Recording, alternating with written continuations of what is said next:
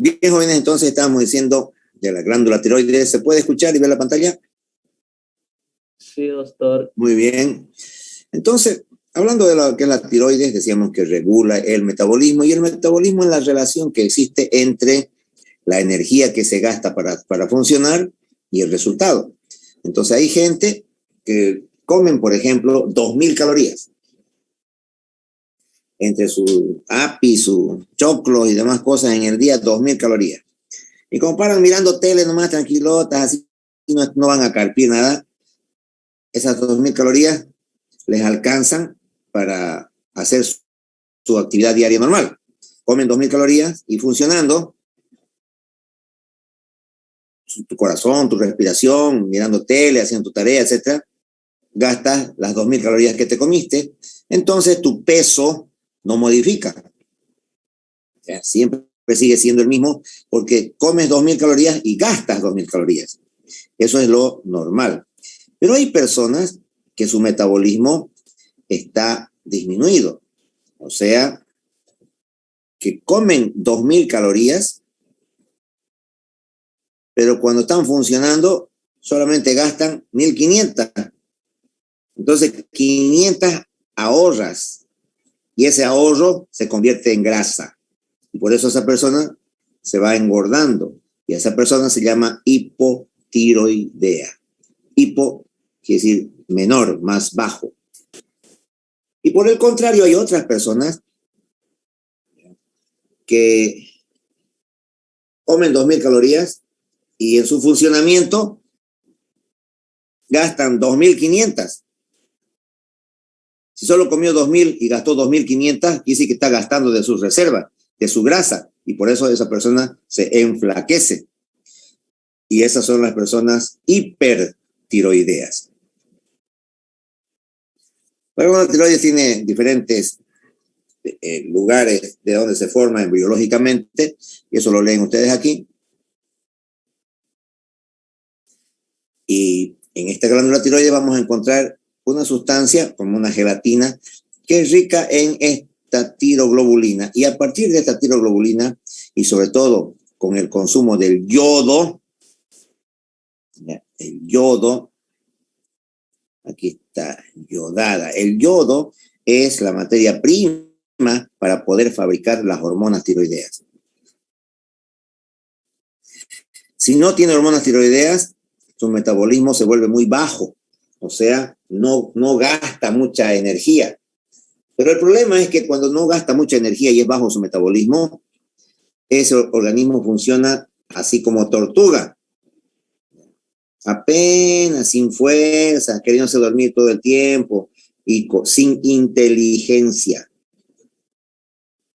Ese es el hipotiroideo, ese es el que no tiene hormonas tiroideas, ese es el que tiene metabolismo más bajo. Y lo contrario, el hipertiroideo es activo, es más flaco, es más caliente, para correteando, pero se va enflaqueciendo, ¿no? En cambio, el hipotiroideo, que el que no tiene hormonas tiroideas, ese se va engordando y se va haciendo más flojo, más opa, más dormilón y no aguanta el frío. Entonces, esta es la glándula tiroides. Lady Ortiz, vamos a admitir. Doctor. Dígame. ¿El hipotiroidismo y el otro cuál era? Hiper. Hipo y el otro es hiper. Hipo es disminuido. Hipo es disminuido. Hiper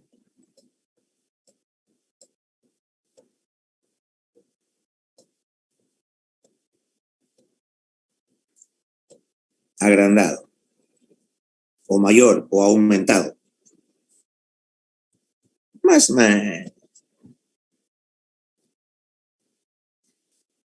También la tiroides está aquí las características de las células, y aquí estamos viendo cómo esta degradación de las hormonas tiroideas a partir de esta sustancia tiroglobulina donde están almacenadas se controlan obviamente por el hipotálamo y la glándula adenohipófisis. Y de ahí es lo que nosotros habíamos hecho nuestra en la pizarra, donde viene del hipotálamo la hormona liberadora. La hormona liberadora, ¿qué se llama? TRH. Es hormona liberadora de tirotropina. ¿Y esto qué va a estimular? ¿Hacia dónde? A la hipófisis anterior. Aquí está hipófisis anterior. ¿Y qué fabrica? ¿Qué va a fabricar? TSH. O sea, hormona estimulante del tiroides. Hormona estimulante del tiroides. En inglés se escribe así al revés, ¿no? Entonces aquí dice hormona estimulante, la S es de estimulante del tiroides. Esta ahora era hormona liberadora de tirotropina. Liberadora por la R. Esto va del hipotálamo. En cambio, acá la glándula, la hipófisis anterior ya produce esta hormona estimulante del tiroides. Y esta hormona estimulante del tiroides va a ir a actuar ya sobre la glándula tiroidea. Y a la glándula tiroidea le va a ordenar que produzca hormonas tiroideas que se llaman T3 y T4. T3, T4.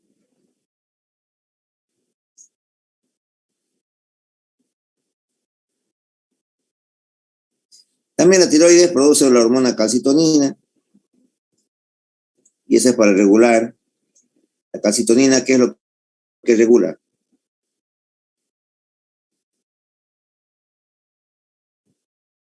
Es contraria, la calcitonina, a la llamada paratohormona.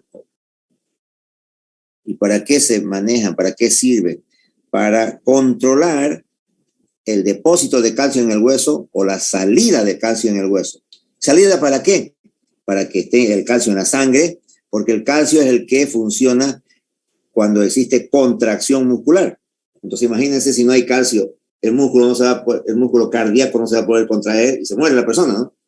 Entonces, como no puede esperar el cuerpo a comer calcio, a ir a comer huesitos de pollo o cáscara de huevo, no, tiene que tener calcio ahí nomás a disposición, y esa disposición es el calcio que está en los huesos y que se sacan a través de la hormona paratiroidea o paratohormona como está aquí, y lo contrario, la calcitonina más bien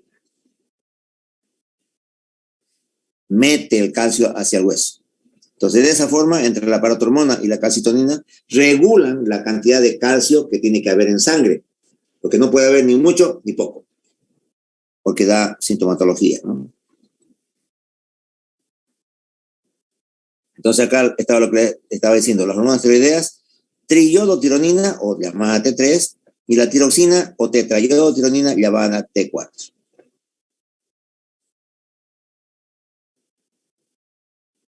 Aquí está la forma como se sintetiza. Citotoxicosis ocurre cuando hay muchas hormonas tiroideas, o sea, hay muchas células y se produce mucha hormona tiroidea, o sea, tiroxina en exceso. ¿Qué pasa clínicamente? Como hemos dicho, si tiene mucha hormona tiroidea, su metabolismo está muy aumentado, gasta mucho su energía, come 2.000 calorías y gasta más de las 2.000. Entonces, por eso hay pérdida de peso, le hace mucho calor. ¿Por qué? Porque su metabolismo está muy aumentado, ¿no?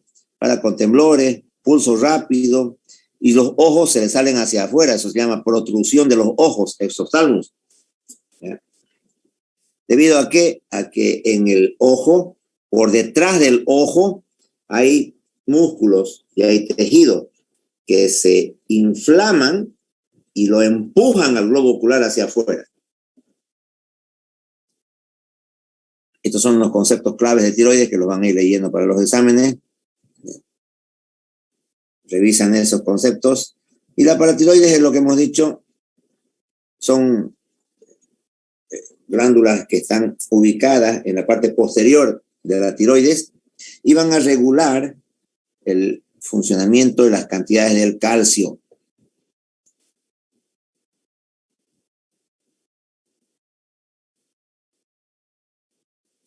Entonces, cuando se altera estas hormonas paratiroideas, puede haber hipocalcemia, o sea, disminuir el calcio, o puede haber hiperparatiroidismo,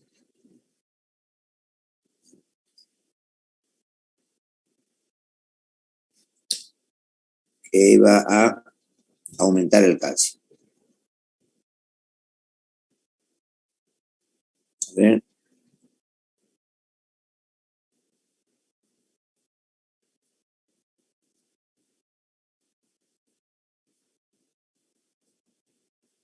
Tumores de la paratiroides, bueno, adenoma paratiroideo con la sintomatología que es el hecho de no poder regular correctamente el calcio. Después vienen estas hormonas llamadas suprarrenales.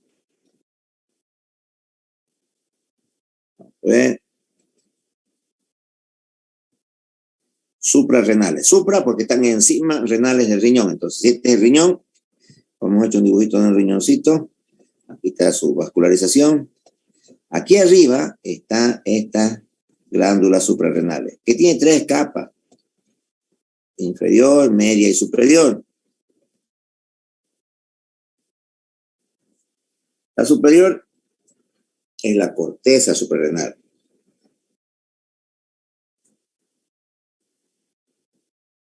Y esa es la que segrega la corteza, segrega las hormonas esteroides, como son los llamados glucocorticoides.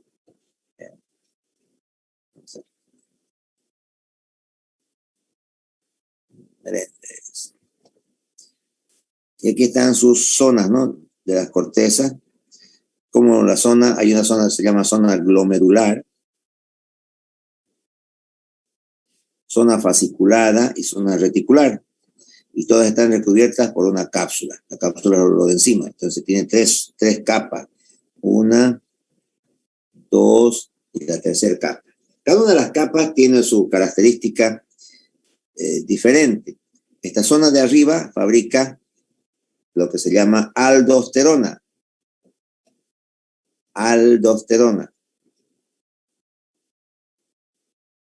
Llamado también mineralocorticoide. ¿Para qué sirve? Para regular la cantidad de sodio que hay en el cuerpo. Sodio. Y hay que entender que el sodio atrae agua. Entonces las personas, cuando obtienen mucho sodio en su organismo, también retienen mucha agua. Y cuando tienen que botar esa agua, primero hay que botar el sodio y detrás del sodio se va a salir el agua. Entonces el agua siempre persigue a donde está el sodio. Lo que maneja eso en el organismo es la aldosterona. Y eso se llama fisiología. Por eso estamos ahorita explicando esto, para que al año entiendan mejor fisiología. Aquí en la capa media se fabrica los glucocorticoides, llamado cortisol. Y este cortisol, sus efectos son muy grandes. Para empezar, este cortisol es un potente antiinflamatorio. Es un potente antialérgico. Son medicamentos baratísimos. 1 peso, 2 pesos cuestan las tabletitas nada más. Pero también tienen efectos dañinos. Bloquean las defensas. Entonces, si te bloquean las defensas, te vas a enfermar más rápido, ¿no? También estos corticoides deshacen las proteínas que ya estaban formadas. También estos corticoides movilizan las grasas de la periferia hacia el centro. O sea, tus brazos y tus piernas quedan flaquitos y toda tu grasa se va al cuello, a la nuca, a la cara. Son las caras redonditas de estos pacientes que tienen exceso de este corticoide o cortisol. Y aquí abajo, en la zona reticular, se fabrican hormonas sexuales que dan sexo. Las características sexuales secundarias, el vello pubiano, el vello axilar, la barba, esas cosas se producen por las hormonas sexuales que se fabrican en esta parte del riñón, en la capa más inferior. Entonces, si ustedes se fijan, aquí estaba el hipotálamo. hipotálamo. Vino a la adenohipófisis con sus hormonas, hipotálamo, hormonas a la adenohipófisis. La hormona con la adenohipófisis con sus células produce hormonas. Y esas hormonas van a la suprarrenal, a esta cápsula, a la glándula suprarrenal. Y la suprarrenal produce ya hormonas. Y estas hormonas, por ejemplo, si serían las sexuales,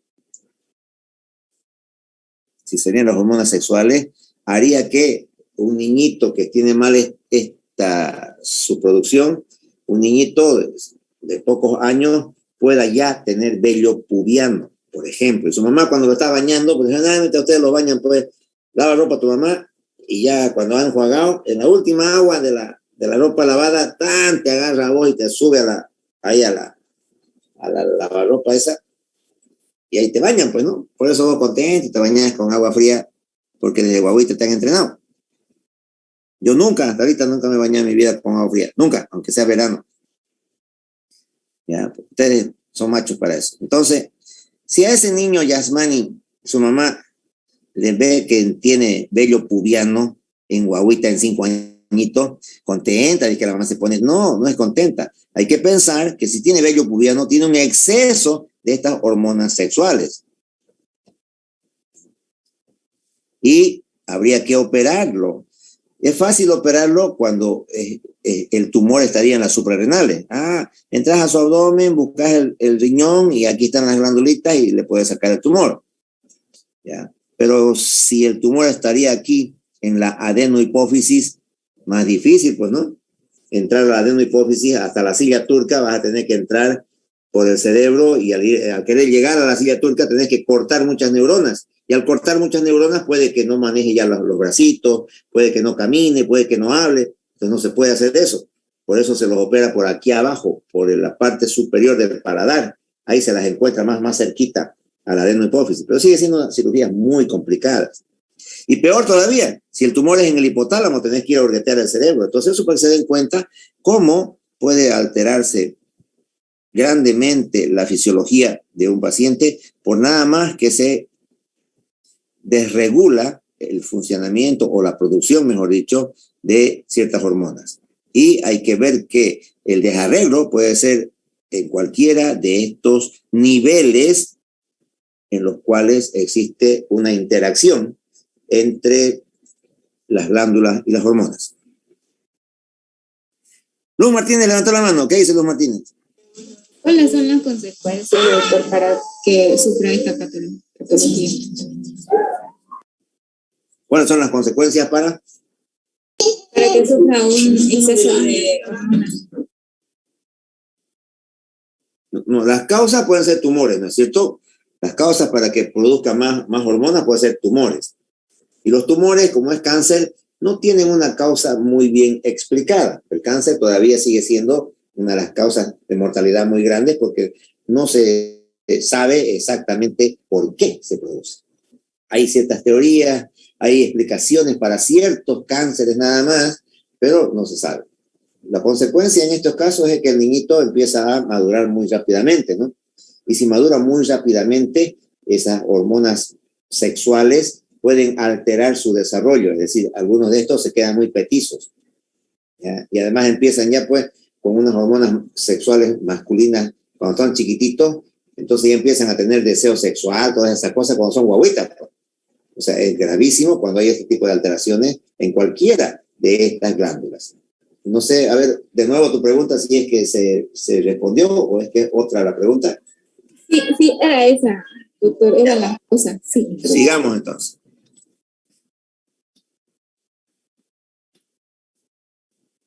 Esto lo leen ustedes, aquí estamos en las suprarrenales. Y la médula suprarrenal,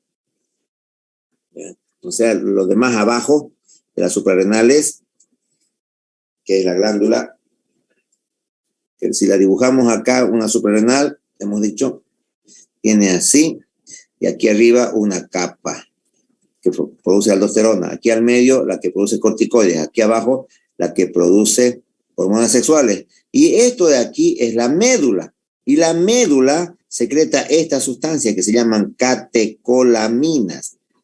¿Cuáles son esas? La adrenalina, noradrenalina, que también se llama epinefrina o norepinefrina. ¿Ya? Sirve cualquiera de esos dos nombres.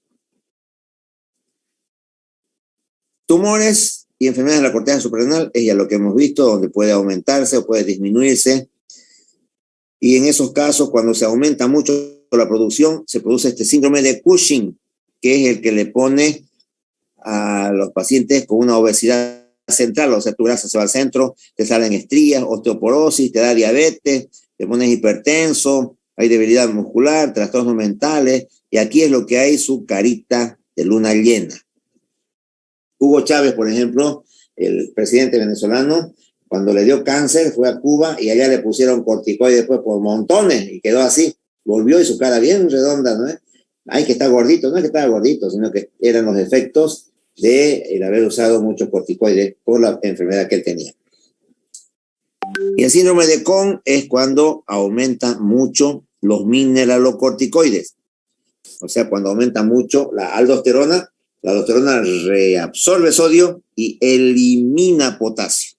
Pero eso, digamos, no, eso lo van a llevar mejor en fisiología, no quiero que se confundan con eso, que es más profundo. Basta con que ustedes vayan captando esto que yo les explico. Y además, lo que no les explico no va a entrar en el examen. Por ejemplo, en digestivo no hemos explicado ni hígado, ni páncreas, entonces eso no entra, solo lo que yo expliqué. Ya se vayan tiqueando y avísenle a sus otros compañeros también que lo que no entra, solo lo que yo he explicado va a ir entrando. Entonces, de las suprarrenales, aquí están los conceptos clave que van ustedes a leerlo, es importante. Muchas de las preguntas de los exámenes salen de estos conceptos que están aquí, con una llavecita. Aquí están entonces los tipos de tumores de la médula suprarrenal, leucromocitoma, neuroblastoma, con sus características. Y luego vemos el páncreas. El páncreas tiene dos funciones. Hay un páncreas exócrino y un páncreas endocrino. El páncreas exócrino es el que produce enzimas digestivas para mandarlas al intestino delgado y puedan metabolizarse las grasas, las proteínas, los carbohidratos. Pero la parte endocrina del páncreas es porque fabrica insulina y su enemigo de la insulina se llama glucagón. ¿Qué hace la insulina? La insulina hace que la glucosa que está en la sangre pueda entrarse hacia las células para que las células las ocupen. Vamos a hacer un esquema. Acá está. Aquí está un vaso sanguíneo. Y aquí va a estar los niveles de glucosa, vamos a ponerle que esté aquí. La glucosa está hasta aquí, hasta la mitad. Cuando ustedes van a consumir la comida acostumbrada, si comen chancho, el chancho ¿qué tiene? Proteína y tiene grasa. ¿Ya? Pero si comen api, el api es carbohidrato, o sea, el api es glucosa.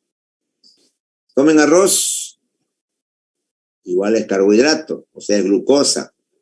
Si comen papa, igual es carbohidrato, o sea, glucosa. Si comen yuca, igual es carbohidrato, o sea, glucosa. Si comen frutas, igual es carbohidrato, o sea, glucosa. Si comen, ¿qué? Pipoca, igual es carbohidrato, o sea, glucosa. Si comen pan, igual es carbohidrato, igual, o sea, glucosa.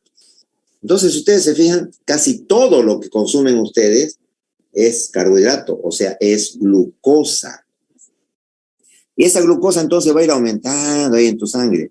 Y eso es lo que viene la insulina, que va a poner la insulina, y dice, no, esta glucosa aquí en sangre hace daño. Entonces la insulina es la que actúa para que esta glucosa, que va a poner la G, se salga de la sangre y se vaya a la célula. Aquí adentro de la célula, para que la célula tenga energía y trabaje. Eso es lo que hace la insulina, cuando hay glucosa que se está aumentando. Y ya como lo ha ido metiendo la insulina aquí a la célula, ya se va pues acabando la glucosa, y la glucosa se va haciendo ya más poquito, y al ir disminuyendo, ya no hay pues glucosa para las otras células. Entonces ahí ya viene el glucagón. Aquí está insulina por un lado, insulina, y acá glucagón, que también la produce el páncreas, solo que los efectos son contrarios. Cuando ya la glucosa está muy baja, entonces el glucagón, que también produce el páncreas, viene y saca de acá del hígado o de los músculos, saca glucosa que estaba guardada y la lleva a la sangre. ¿Para qué? Para que esos niveles de glucosa vuelvan a subir otra vez a lo normal. Cuando no hay insulina, entonces hay estos problemas de diabetes, ¿no? ¿Por qué? Porque el azúcar, la glucosa se queda mucho tiempo en sangre, aumenta porque no hay insulina para que permita que la glucosa se entre al interior de las células.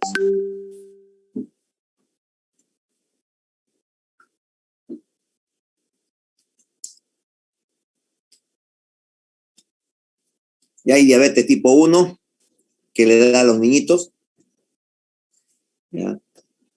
Y por eso se llama diabetes de inicio juvenil o diabetes infanto juvenil o diabetes tipo 1, y es porque no hay insulina. En cambio, la diabetes tipo 2 sí hay insulina, solo que ya no le hacen caso las células al efecto de la insulina. Esto es la tipo 2, generalmente es de los adultos, y generalmente es ¿por qué? Porque se han engordado. Cuando se van engordando los adultos, les puede dar este tipo de diabetes. En cambio, el niñito es porque ha tenido alguna destrucción de sus células en el páncreas y no fabrica insulina. Esa es la diabetes tipo 1, llamado dependiente de la insulina. ¿Por qué? Porque como no fabrica, tenés que ponerle insulina en inyectables. En cambio, esta otra no. Esta lo que tenés que hacer es dar medicamentos para que los receptores puedan otra vez hacerle caso a la insulina. O hacerlo enflaquecer, que también esos son sus remedios, ¿no? Sigue siendo acá páncreas, ovario y testículos. Eso van a producir hormonas como los estrógenos, la progesterona, la testosterona, que es la hormona masculina. Hay otro tipo de células endocrinas también en el tubo digestivo, que están asociadas con el intestino. También hay en el árbol respiratorio. Y a todo eso se llama el sistema endocrino difuso,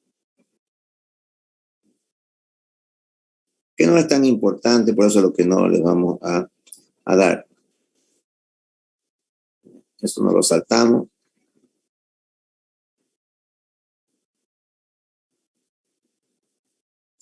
Y ahí acabó este capítulo de endocrino.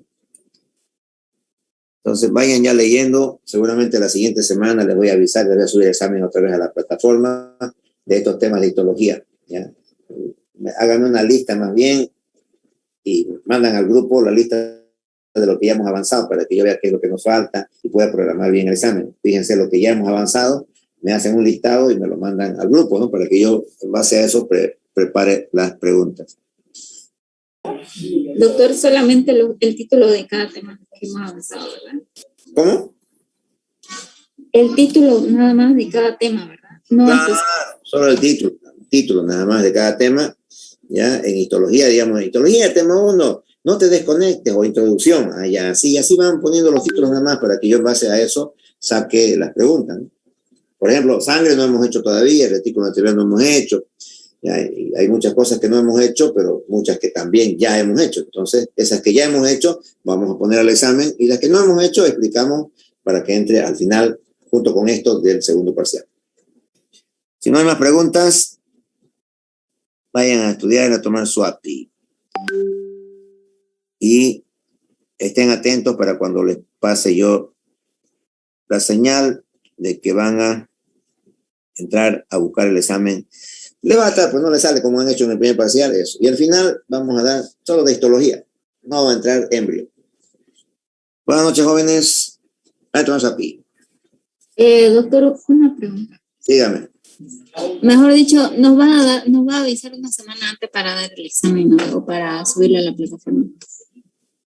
Claro, yo esa ya, no tan una semana, porque no tengan mucho tiempo también, ¿no? Pero claro, les puedo avisar una semana antes para que ustedes se programen y vayan leyendo. El examen va a ser para horas, siempre para las horas que tenemos clase, ¿no? Para que no haya cruces.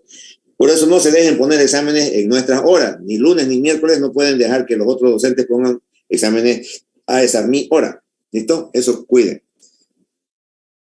Bueno, jóvenes, nada más. A tomar su API. O doctor. Recording stopped.